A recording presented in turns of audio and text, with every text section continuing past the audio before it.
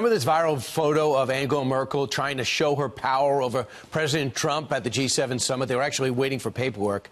Well, it turns out she might be losing that power any day now. The German Chancellor facing open rebellion from her power within her own government because of her own open door policy started in 2015 when it comes to immigrants. Joining us right now, Tom Rogan, Washington Examiner commentary writer. How much trouble is she in, Tom? Hi, Brian. She's in a lot of trouble. The issue that the Chancellor faces here is that a very mainstream, conservative, rural-based party, a Bavarian conservative party, which is the partner in her coalition government, is really putting its foot down and saying, we are not going to allow for these refugees or migrants to be able to come into Germany, and that we control the Interior Ministry, so it's our remit to let them in. And Merkel is saying, well, you have to. And so if she fires the Interior Minister, who is the leader of that partner party, it looks like the coalition will collapse, and that Merkel really will be heading home as a private citizen. So she's in big trouble. Again, this is about a politician who thinks they know more than the people. Because if you look at some polling, you know, the German poll shows that 62% of their citizens believe that refugees without papers should not be allowed in. The problem is she doesn't believe it.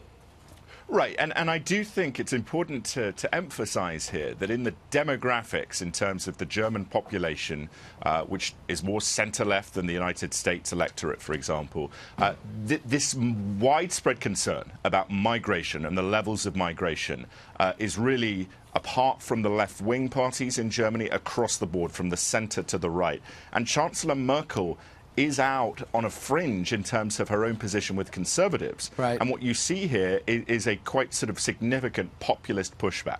Right. You also bring up, too, that people have responded in Europe. In Austria, for example, they elected an anti-immigrant candidate. Italy, the same thing. They're reflecting what the people want, and that is not anti-immigrant, but pro their citizens first. Yeah, I mean, exactly. And I think also there is a context here of rising criminality, which to a statistical degree is part of the migrant problem. And so Germans say, well, we are allowing a lot of people in without necessarily enough time to integrate. There are obviously economic considerations. Much of the same issues you see here that motivated President Trump. And I also think in the same way that perhaps Hillary Clinton and some Democrats neglected that to their peril in the presidential election, Chancellor Merkel has neglected that in the last few years, and now the whirlwind is coming home to reap its hard rendering. I see that most of the 1.6 million migrants since 2015 that have poured into Germany are from Africa, Asia, and the Middle East. And we'll see. The European Union certainly has a say in that. And when will we actually know if the people of Bavaria are going to speak up and change course maybe for the country?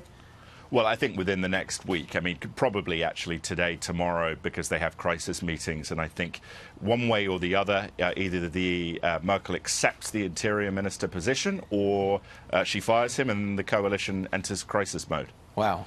It's going to be interesting. Tom Rogan, thanks so much. Thank you, Brian. All right, 2 minutes.